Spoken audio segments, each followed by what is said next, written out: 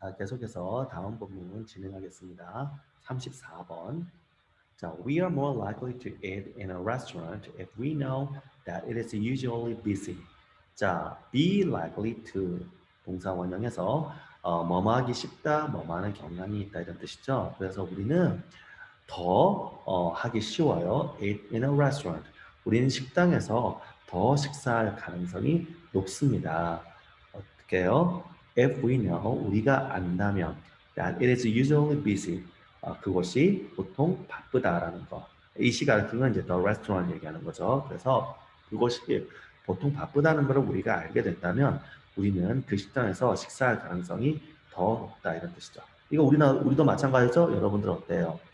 그래서 그 식당이 맛집 이런 거에 돈 줘가면서 막 네이버 여러분들 글 쓰는 거 공짜 아닙니다. 다 돈 줘가면서 이렇게 하는 이유가 그런 거예요. 댓글 달고 이렇게 하는 게 사람 고용하는 게 사람들이 심리가 식당이 이렇게 양쪽에 있는데 이쪽에는 손님이 많아요. 내가 바빠요. 그러면 이쪽에는 사람이 없어. 그럼 우리는 당연히 빨리 여기 가면 빨리 음식을 먹을 수 있겠구나. 이쪽으로 갈 것 같죠? 근데 안 그런단 말이에요, 사람들이. 손님이 없네? 그럼 저기는 안 가요. 손님이 있네? 그럼 이거는 더 기다렸다가 가는 거죠. 줄을 선다든가. 이런 원리 때문에. 그래서 그 옛날부터 왜 우리가 이렇게 오랫동안 이렇게 이어져 온 식당 같은 경우에 손님이 늘어난다고 해서 식당을 함부로 키우지 않습니다. 왜냐하면 그때까지 줄을 서던 식당이 함부로 키우면은 자릿수가 많아지니까 줄을 안 서게 되잖아요. 그러면 사실은 사람 수 똑같이 들어가 있는데도 사람들 어떻게 이제 여기 안 붐비네 이렇게 느끼게 돼요. 그러니까 사람들은 이게 되게 신기한 거죠, 그죠? 그 뜻이에요. 자, 그 다음에 Even when nobody tells us a restaurant is good, our herd behavior determines our decision making. 자, even when, 그죠? 심지어 뭐뭐 할 때조차 이런 뜻입니다. even when, 심지어 뭐뭐 할 때조차. 그래서 아무도, 사형식이죠. 아무도 우리에게 알려주지 않아요. tell은 이제 말해주다니까. 대절을. 자, a restaurant is good. 식당이 좋다. 즉, 아무도 우리에게 식당이 좋다라는 걸 말해주지 않았을 때라도, 그죠? 알려주지 않았을 때라도, 그럴 때라 하더라도, our herd behavior. 그렇죠. 바로 이게 군중 심리를 얘기한 겁니다. 심리는 아니고 그런 행동이긴 하지만 herd가 떼라는 뜻이고 어떤 양이나 이런 거의 때가 이제 herd가 되죠. 그죠? 소의 경우는 cattle이 되고요. 그 다음에 behavior은 동작이니까 무리 행동이 determine, 결정을 합니다. our decision making. 바로 우리의 의사 결정을, 그죠? 우리의 의사 결정을 결정을 한대요. 그러니까 아무도 야, 저 식당이 맛집이야 이런 얘기 안 해도 사람들은 사람이 많네 하면 그 식당으로 간다라는 거죠. 그게 여기 그래서 말하는 herd behavior, 바로 무리 행동이라고 하는 거죠. 자, 그다음 let's suppose that you walk toward two empty restrooms. 자, 가정해 보자. suppose 가정하다. 그래서 가정해 보자. 대절을 네가 자, toward는 향해서 이런 뜻이죠. 두 개의 빈 식당으로 향해 걸어가고 있다고 가정을 해보자. You do not know. 너는 모른다. 자, which one to enter. 의문사 플러스 투부정사. 어느 쪽에 들어가야 할지. 그렇죠? 어느 쪽 식당에 들어가야 할지를 너는 모른다. 이렇게 된 거죠. 자, 그 다음에 however, 그러나 you suddenly see a group of six people enter one of them. 자, see 지각동사입니다. 그래서 자, 그러나 너는 갑자기 a group of six people 여섯 명의 한 무리, 그죠? 여섯 명으로 이루어진 한 무리가 enter one of them. 그중 한쪽으로 들어가는 것을 본다. 이렇게죠. 그중 한쪽으로 들어가는 것을 본다. 지각동사니까 C에 대해서 목적 도어로 자 지금 저렇게 나왔습니다. 자, 다음 which one are you more likely to enter? The empty one or the other one? 어느 쪽에 너는 더 들어갈 가능성이 크니? 이렇게 지금 질문한 거죠. 그래서 the empty one, 빈 쪽이니 한 명도 없는 식당과 the other one, 나머지 지금 여섯 명이 들어갈 식당. 이 둘 중에 너는 어느 쪽을 더 들어갈 가능성이 크니? 이렇게 질문했습니다. 그랬더니 most people would go into the restaurant with people in it. 대부분의 사람들은 들어가는데요. 그렇죠? restaurant with people in it 해서 with 명사 그리고 분사죠. 사람들이 being in it 그 식당, 이시 가리키는 거는 식당입니다. 그 사람들이 그 식당에 있는 채로 그 속에 있는 그 속에 있는 채로인 식당. 우리말로는 이제 사람이 있는 식당이죠, 그냥. 사람이 있는 안에 있는 식당으로 들어갈 것이다 이렇게 됩니다. Let's suppose you and a friend go into a restaurant. Go into that restaurant. 그래서 가정해보자. 대절을 너와 친구가 그 식당에 들어간다고 가정을 하자. Now it has 8 people in it. 이제 6명의 너와 친구가 있으니까 이제 그 안에는 8명이 있다. 이런 거죠. Others see that one restaurant is empty and the other has 8 people in it. 다른 사람들은 그래서 봅니다. 한 식당은 비어 있고 그러니까 손님이 한 명도 없고 그리고 나머지는 그 안에 8명이 있다는 것을 보게 됩니다. So they decided to do the same as the other 8. 그래서 사람들은 그 결심을 하죠. 동일한 것, the same, 같은 거를 as the other 8.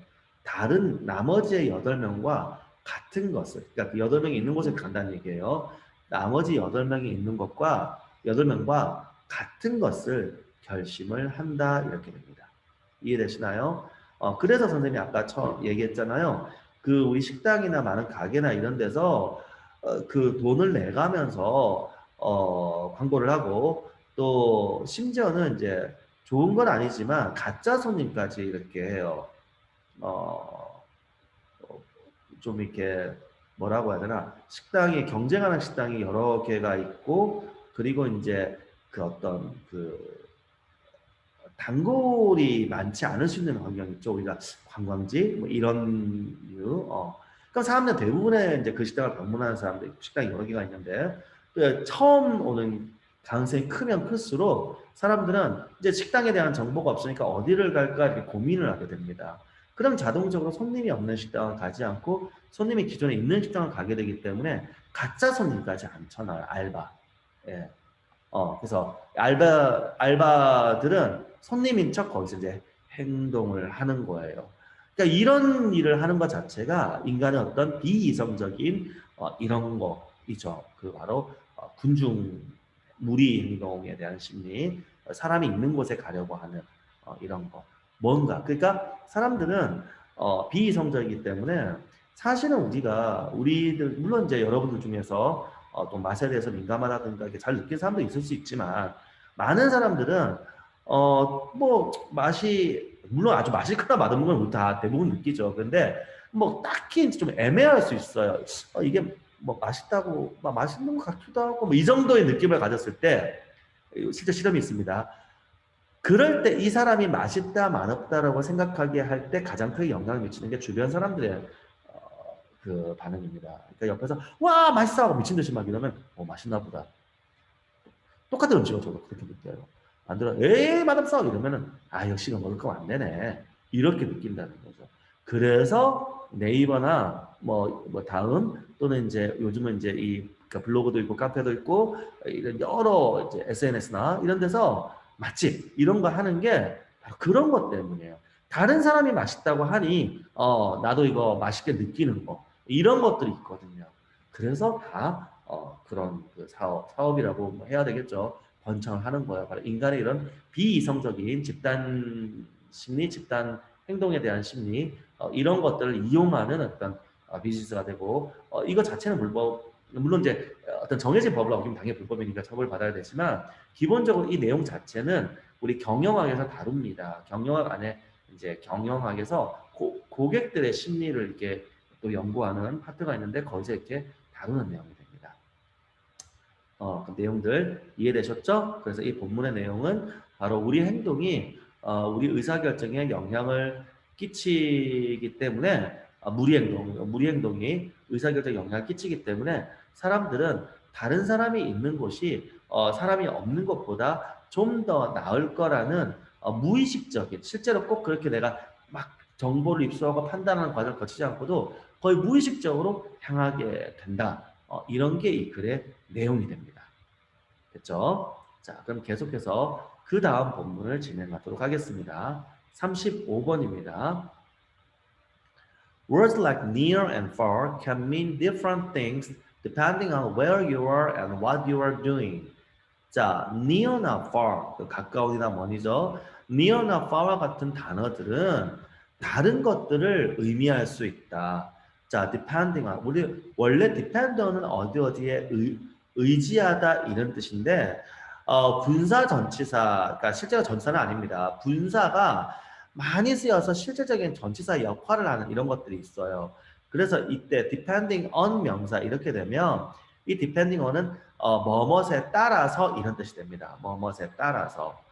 그래서 뒤에 것에 따라서 다른 것들을 의미할 수 있다. 이렇게 해석이 되죠. 뒤에 게 어떤 거냐? Where you are, 네가 어디에 있는지. What you are doing, 네가 무엇을 하고 있는지. 이렇게 되죠. 간접 의문이 되죠. 자, 이거에 따라서 near과 far와 같은 단어들은 다른 것들을 나타낼 수 있다. 이렇게 첫 문장이 됐습니다. 자, 그다음 if you were at a zoo, 네가 동물원에 있다면 then you might say you are near an animal. 그러면 너는 동물 근처에 있다라고 말을 할 수 있다, 말을 할지도 모른다 이렇게 되죠. If you could reach out and touch it through the bars of its cage. 만약 네가 reach out, 도달하다, touch는 이제 만지는 거죠. 이러면 안 되지만 it은 이제 animal, 동물을 나타냅니다. animal. 그래서 네가 손을 뻗어서 도달하는 거니까 네가 도달해서 동물을 만질 수 있다면 through the bars of its cage. 그 우리의 bar는 이제 창사를 얘기하는 거예요. 그래서 그 우리의 창사를 통과해서 이렇게 손이 도달을 해서 동물을 만질 수 있다면 그렇다면 너는 그 동물의 근처에 있다라고 말을 할 수 있을지도 모른다. 말을 할지도 모른다 이렇게 하는 거죠. Here the word near means an arm's length away. 그래서 여기서 그 near 가까이라는 단어는 an arm's length 팔 하나의 길이. 그렇죠? an arm's length 팔 하나의 길이. away는 이제 쭉 뻗는 걸 나타내는 거거든요. 팔 하나의 길이를 의미한다. If you were telling someone how to get to your locker shop. 자, 네가 누군가에게 자, 또 직접 목적어 어떻게 너의 지역 상점에 이때 계속 도달하답니다. 도달할지를 말을 하고 있는 중이라면 그렇다면 you might call it near if it was a 5-minute walk away. 자, 너는 그것이 가깝다라고 말할 수도 있다. 언제요? 그게 걸어서 5분 거리. 그죠? A 5-minute walk라고 하는 거는 5분의 걸음이니까 우리말로는 걸어서 5분 거리가 되죠. 걸어서 5분 거리라면 그것이 가깝다라고 말할 수도 있다. 이런 뜻이 되죠. 그렇죠? 그렇죠. Now the word near means much longer than an arm's length away. 이제 그 near라는 단어의 뜻은 near라는 단어는 팔 하나의 길이보다는 much longer 훨씬 더 그죠? 팔 하나의 길이보다는 훨씬 더 길어진 걸, 더 긴 것을 의미한다. Words like near, far, small, big, hot and cold all mean different things to different people at different times. 그래서 가까운, 먼, 작은, 큰, 뜨거운, 그리고 찬 이런 것과 같은 단어들은 다른 사람들에게, 다른 시간에 다른 사람들에게는 다른 것들을 모두 의미한다. It seems that you had a better walk to the shop to improve your health. 자, 너의 건강을 향상시키기 위해서 가게에 네가 걸어가는 것이 더 좋은 것처럼 보인다. 자, 그래서 이 글의 내용은 우리가 가까운, 먼, 지금 나온 뒤에 나열됐던 이런 단어들은 지극히 주관적이기 때문에 어떤 게 몇 센치가 가깝다는 거냐 이런 게 없잖아요. 그냥 말하는 사람의 어떤 주관에 따라서 우리가 가깝다. 우리 길이 그렇죠. 크다, 작다, 가깝다, 멀다 이런 것들은 주관적이기 때문에 무엇에 대해 얘기하고 있는지, 어느 시점인지, 그리고 말하는 사람 뭐 이런 거에 따라서 그 가깝다와 멀다의 의미는 매우 달라질 수 있다. 그런 뜻이 됩니다. 실제로 같은 거리를 나타내더라도 문화에 따라서도 이게 많이 다르죠. 옛날에 90년대 초반인가 중반인가 이제 조사를 한 게 있었는데요. 이게 이제 다른 이제 본문에서 있었는데 한국 사람들이 이게 되게 짧대요. 여러분도 아마 느낄 거예요. 여러분 만약에 길을 안 내려줘서 내가 길을 안내를 이렇게 받았는데 거기까지 가려면 얼마나 가야 돼요? 아, 가까워요. 금방 가요. 이 금방이란 말이 어느 정도냐 했을 때 만약에 걸어서 30분 가는 걸 금방이라고 하면 여러분들은 화낼 것 같은데요. 그죠? 근데 사실은 길 가르쳐 준 사람은 잘 가르쳐 줬고 여러분은 사실 도움을 받았는데도 화를 내요. 무슨 이게 금방이야 이러면서. 그렇죠? 즉 여러분들의 마음속에는 걸어서 30분은 금방이 아니라 상당히 먼 의미를 가지게 됩니다. 러시아 사람들한테는 어떨까요? 선생님이 봤던 그 글에서는 러시아가 나왔는데 러시아가 굉장히 그게 멀대요. 그래서 여기 조금 차 몰고 조금 가면 돼요. 여기 조금이 차 몰고 한 4시간. 그러니까 4시간 좀 너무 심한데 이제 조사니까 우리는 그냥 이제 일상에서는 그냥 막 편하게 그냥 얘기를 하지만 과학적 조사는 굉장히 이렇게 자세하잖아요. 그러니까 사람들마다 다 이렇게 했죠. 이 경우에는 너는 어떻게 말을 할 거냐 이런 식으로 이제 조사를 다 했는데 가장 심한 게 차로 6시간 거리까지는 멀다가 아니라 가깝다라는 단어를 사용할 수 있다가 이제 가장 큰 거로 선생님이 봤어요. 우리는 황당하죠. 우리 차로 6시간이면 우리 나라에서 나라 끝이에요. 우리나라는. 근데 이제 그렇게 나왔고 보통은 이제 물론 그 정도는 아니고 물론 보통 그 정도는 아닌데 어쨌든 그 걸어서 한 20분 30분 가는 정도가 우리나라가 아닌 다른 나라에서는 꼭 그렇게 멀다라는 감각이 아닌 겁니다. 다시 말해서 또 반대로 다시 말해서 반대가 아니네요. 또 마찬가지로 차를 몰고 한 20분 30분 가는 것도 조금만 가면 금방이라는 말을 사용할 수 있다는 거예요. 근데 우리나라에서는 차를 몰고 30분에 대해서 금방이라는 말을 쓰지는 않습니다. 차로 한 5분? 우리나라에서 하면 느낌이 어떨까요? 한 5분? 걸어서도 한 15분, 10분? 차로도 한 5분? 이 내외, 시간으로 이 내외여야 금방이나 가깝다는 말을 쓰지 차로 30분이면 차가 막히지 않는다는 가정하에서는요. 서울의 가장 중심, 서울시청이 있는 데서 다른 차가 전혀 없다고 가정을 합시다. 그렇다고 시속 150 이런 거 얘기한 게 아니라 정상적인 속도를 낸다고 가정을 해서 우리나라 같은 경우는 차로 30분이면은 벌써 서울을 벗어나요. 서울시청인 데서 나와서 벌써 한 의정부 넘어서 동두천까지 조금 멀려나 한 의정부 정도까지 충분히 가는 정도입니다. 그러니 우리나라 사람들 입장에서는 그러니까 이거를 이제 가깝다라고 인식을 하지 않게 되는데 다른 나라 사람들은 이제 그런 거죠. 그래서 이게 재밌는 게 저거에도 하나가 있어요.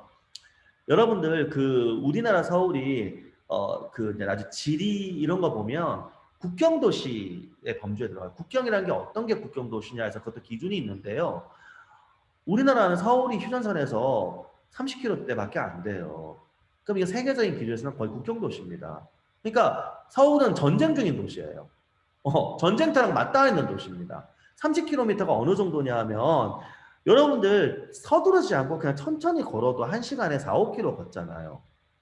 그러면 30km면 6시간입니다. 다시 말해서 물론 그럴 일은 없겠지만 북한군이 그냥 뭐 차 타지 않고 그냥 총 메고 걸어서 오면 서울까지 7, 8시간에 도착한다는 얘기예요. 즉 당일날 도착을 하는 겁니다.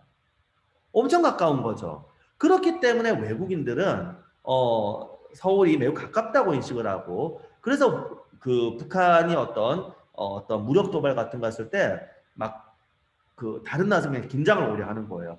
이렇게 그 막 대피하고 우리나라 사람들 대피하고 또 이제 외국에서도 막 이렇게 막 주의를 하고 막 이러거든요. 우리는 이제 그 감각이 좀 다르다 보니까 서울이 그렇게까지 가깝다는 인식을 안 하는 거. 그러니까 그 30km, 40km는 변하지 않는데 40km 정도라는 거리에 대해서 다른 나라 사람들은 그 정도면 차로는 어느 정도이고 걸어서 어느 정도이니 엄청 가깝네. 저 위험해서 어떻게 살아? 근데 우리는 이제 그렇게까지 인식하지 않는 거죠. 이런 차이가 문화에 반영이 되어 있다. 그렇게 이해를 하시면 될 것 같습니다. 자, 그래서 지금 본문의 내용 near나 far와 같은 이런 주관적인 단어들은 말 그대로 주관적인 의미를 가진다라는 내용이 되겠습니다. 잘 이해됐죠? 자, 계속해서 반복해서 듣고 본문을 완전히 외울 수 있도록 합시다. 자, 그러면 잠시 쉬었다가 다음 본문 계속하도록 하겠습니다.